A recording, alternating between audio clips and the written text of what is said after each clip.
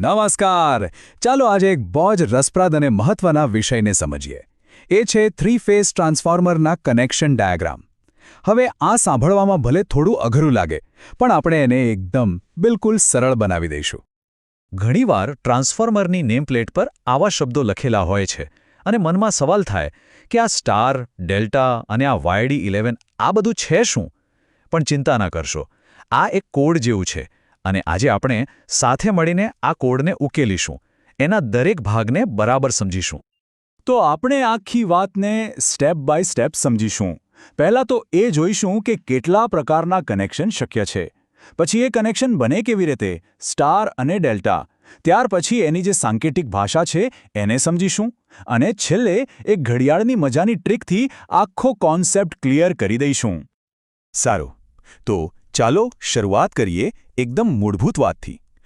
કોઈ પણ three phase ટ્રાન્સફોર્મરમાં બે બાજુ હોય, પ્રાઇમરી અને સેકન્ડરી, અને બંને બાજુ ત્રણ વાઇન્ડિંગ હોય છે. હવે આ વાઇન્ડિંગને જોડવાની મુખ્યત્વે 4 રીતો છે. તો આ રહ્યા એ 4 મુખ્ય કોમ્બિનેશન. કાં તો પ્રાઇમરી અને સેકન્ડરી બંને સ્ટાર કનેક્શનમાં હોય, અથવા બંને ડેલ્ટામાં. અને ત્રીજી ચોથી શક્યતા એ છે કે એક સ્ટારમાં હોય અને બીજું ડેલ્ટામાં. આપણે ફિલ્ડમાં જેટલા પણ ડાયાગ્રામ જોઈએ છે ને, એ બધા આ 4 મૂળભૂત સંયોજનો પર જ આધાર રાખે છે. હવે સવાલ એ છે કે આ કનેક્શન ખરેખર બને કેવી રીતે? ચાલો સૌથી પહેલાં સૌથી વધુ વપરાતા કનેક્શન એટલે કે સ્ટાર કનેક્શનથી શરૂ કરીએ. આનો નિયમ એકદમ સીધો અને સરળ છે. સ્ટાર કનેક્શનનો આખો ખેલ એક જ નિયમ પર છે: સમાન છેડાઓનું જોડાણ. હવે જુઓ, દરેક વાઇન્ડિંગને 2 છેડાઓ હોય. આપણે એને સમજવા માટે 1 અને 2 નંબર આપી દઈએ.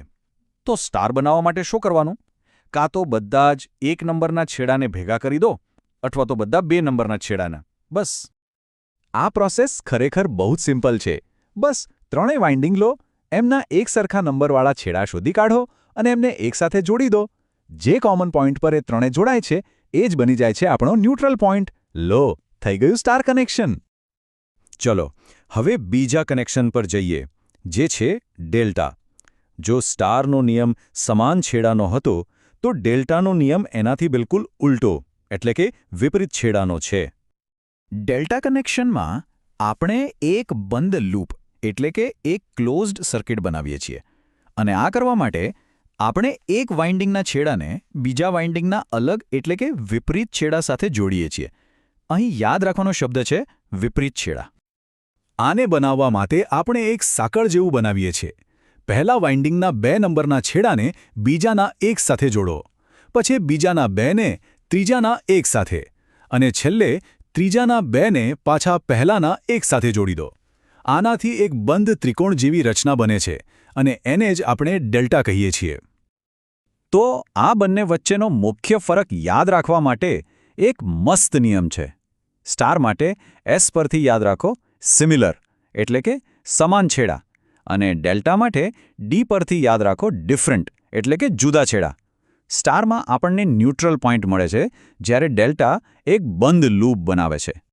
સારું, હવે આપણે એ તો જાણી લીધું કે કનેક્શન બને કેવી રીતે. પણ એન્જિનિયરો આટલી લાંબી વાતને ટૂંકમાં કેવી રીતે લખે છે? એના માટે એક સ્ટાન્ડર્ડ ભાષા છે, જેને કહેવાય છે વેક્ટર ગ્રુપ, જેમ કે YD11. ચાલો એને સમજીએ. આ કોડ સમજવો બહુ સહેલો છે. પહેલો કેપિટલ અક્ષર એ હાઈ વોલ્ટેજ એટલે કે HV સાઇડનું કનેક્શન બતાવે છે, જેમ કે Yનો મતલબ સ્ટાર. બીજો નાનો અક્ષર એ લો વોલ્ટેજ એટલે કે LV સાઇડનું કનેક્શન બતાવે છે, જેમ કે Dનો મતલબ ડેલ્ટા. અને છેલ્લે જે નંબર છે એ બતાવે છે ફેઝ શિફ્ટ. અને હવે આવે છે એ મજાની ટ્રીક જે આ નંબરોને સમજવાનું કામ એકદમ રમત જેવું બનાવી દેશે. આના માટે આપણે બીજું કંઈ નહીં, બસ એક સાદી ઘડિયાળની કલ્પના કરવાની છે. તો પેલું જે Y11માં 11 હતું અથવા તો DY1માં 1 હોય, એનો મતલબ શું? એ નંબર ખરેખર પ્રાઇમરી અને સેકન્ડરી વોલ્ટેજ વચ્ચે કેટલો કોણીય તફાવત છે એ દર્શાવે છે. ચાલો જોઈએ કેવી રીતે.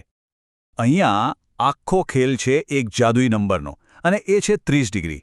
હવે આ 30 ક્યાંથી આવ્યા? વિચારો, આપણે ઘડિયાળનું આખું ચક્કર કેટલું હોય? 360 ડિગ્રી, બરાબર ને? અને એમાં કલાક કેટલા હોય? 12. તો 360 ભાગ્યા 12 કરો એટલે શું મળે? બસ 30. એનો મતલબ કે ઘડિયાળ પરનો દરેક આંકડો 30 ડિગ્રીનો ફેઝ શિફ્ટ બતાવે છે. હવે આને સમજવું એકદમ સરળ છે. એવી કલ્પના કરો કે પ્રાઇમરી વોલ્ટેજ એ આપણી ઘડિયાળનો મિનિટનો કાંટો છે અને એ હંમેશા 12 પર જ સ્થિર રહે છે. તો પછી વેક્ટર ગ્રુપનો જે નંબર છે એ આપણને બતાવે છે કે સેકન્ડરી વોલ્ટેજનો કાંટો એટલે કે કલાકનો કાંટો ઘડિયાળ પર કયા આંકડા પર છે. તો દાખલા તરીકે જો વેક્ટર ગ્રુપ YY0 હોય તો બંને કાંટા 12 પર છે, મતલબ કે 0 ડિગ્રીનો ફેઝ શિફ્ટ. જો YD1 હોય તો કલાકનો કાંટો 1 પર છે, એટલે કે સેકન્ડરી વોલ્ટેજ પ્રાઇમરી કરતાં 30 ડિગ્રી પાછળ ચાલે છે. અને જો DY11 હોય તો કલાકનો કાંટો 11 પર છે, જેનો મતલબ કે સેકન્ડરી વોલ્ટેજ 30 ડિગ્રી આગળ ચાલે છે. તો અત્યાર સુધી આપણે જે કંઈ પણ શીખ્યા, ચાલો હવે એને વાસ્તવિક દુનિયા સાથે જોડીએ અને સમજીએ કે આ બધી માહિતીનું વ્યવહારમાં શું મહત્વ છે. આ કોઈ ખાલી થિયરી નથી. ટ્રાન્સફોર્મરની નેમ પ્લેટ પર લખેલો આ નાનકડો કોડ જેમ કે YD11 એ ખાતરી કરે છે કે દુનિયાના કોઈપણ ખૂણામાં કોઈપણ એન્જિનિયર આ ઉપકરણને સાચી રીતે અને સૌથી અગત્યનું સલામત રીતે ઇન્સ્ટોલ કરી શકે. એમ કહી શકાય કે આ એક ઇલેક્ટ્રિકલ ઉદ્યોગની એક યુનિવર્સલ ભાષા છે.